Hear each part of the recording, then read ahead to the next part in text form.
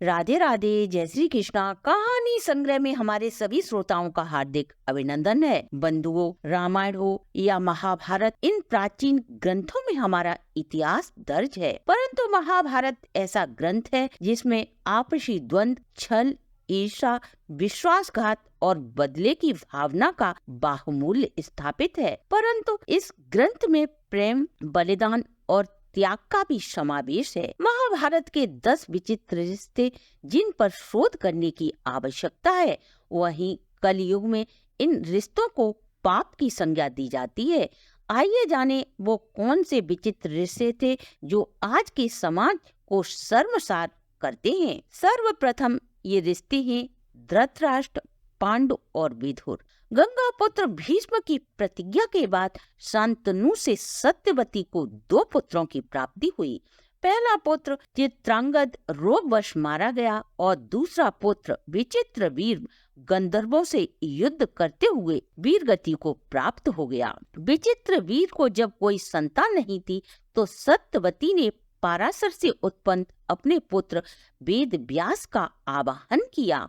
विचित्रवीर की पत्नी अंबिका के गर्भ से धृतराष्ट्र जन्मे और अंबालिका के गर्भ से पांडु का जन्म हुआ।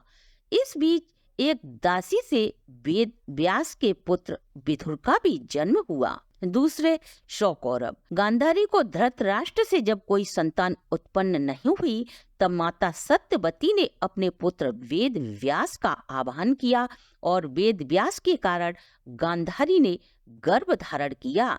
उनके गर्भ से 99 पुत्र एवं एक पुत्री का जन्म हुआ। सोचिए, वेद व्यास के कारण ही धृतराष्ट्र का जन्म हुआ, तब धृतराष्ट्र का अपने 99 पुत्रों से क्या संबंध हुआ। महाराजा पांडु की पत्नी और पांडवों की मां कुंती भगवान श्री कृष्ण की बुआ थी और वसुदेव जी की बहन थी। कुंती को कुंवारेपन में महर्षि दुर्वासा से यह वरदान मिला था, जिसके चलते वह किसी भी देवता का आवाहन करके संतान को प्राप्त कर सकती हैं। अनजाने में उन्होंने सूर्य का आवाहन किया और कर्ण की प्राप्ति होती है। कर्ण को उन्होंने नदी में लोक लज्जा के कारण बहा दिया। कर्ण का पालन पोषण एक अदिति और राधा ने किया था। पांडु की 2 पत्नी थी, कुंती और माद्री। कुंती ने धर्मराज से युधिष्ठिर, इंद्र से अर्जुन और पवन देव से भीम को जन्म दिया, जबकि माद्री ने अश्विनी कुमारों से नकुल और सहदेव को जन्म दिया। द्रौपदी का अपने पतियों से रिश्ता भी अजीब था। महाभारत में द्रौपदी ही एकमात्र ऐसी महिला थी जिसने 5 पुरुषों को अपना पति बनाया था।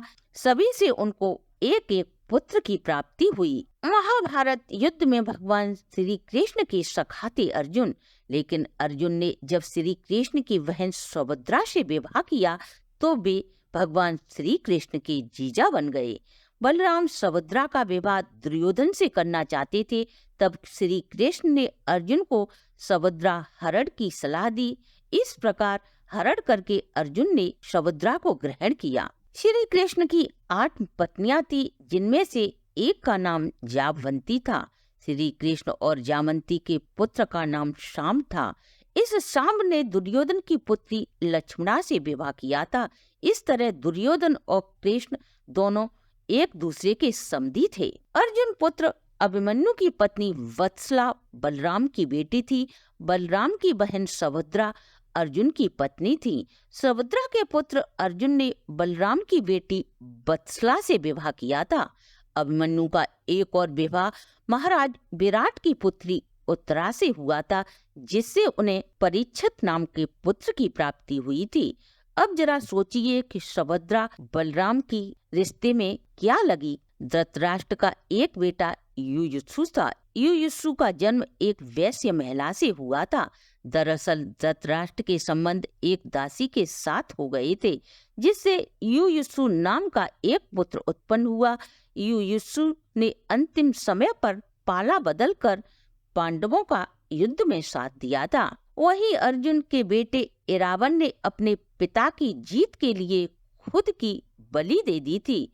बलि देने से पहले इरावन की अंतिम इच्छा थी कि वह मरने से पहले विवाह करना चाहता है, मगर ऐसे व्यक्ति से कौन लड़की शादी करने को तैयार हो सकती है जो शादी के तुरंत बाद मरना चाहता हो। इस स्थिति में भगवान श्री कृष्ण ने पुनः मोहिनी का रूप धारण किया और रावण से न केवल शादी की बल्कि उनकी मृत्यु के बाद वे एक पत्नी की भांति फूट फूट कर रोए भी।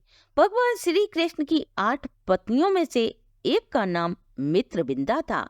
एक दिन भगवान कृष्ण वन विहार के दौरान अर्जुन के साथ उज्जैनी गई थी। वहाँ की राजकुमारी मित्रविंदा का स्वयंवर था। मित्रविंदा अवंती के राजा जयसेन की बेटी थी। उनके भाइयों के नाम बिंद और अनुबिंद थे। वे दोनों ही कौरवों के सभासद थे। पौराणिक मान्यता के अनुसार मित्रविंदा भगवान कृष्ण की बुआ की बेटी थी। मित्रविंदा भगवान कृष्ण को चाहने लगी थी। जब घर वालों को इस बात का पता चला तो उनके भाई उनका जबरन विवाह दुर्योधन के साथ करना चाहते थे। दुर्योधन भी उनसे विवाह कर अपनी राजनीतिक शक्ति को बढ़ाना चाहता था, लेकिन ऐसा हो नहीं सका। श्री कृष्ण और बलराम को इसके लिए कौरवों और मित्रविंदा के भाइयों से युद्ध करना पड़ा।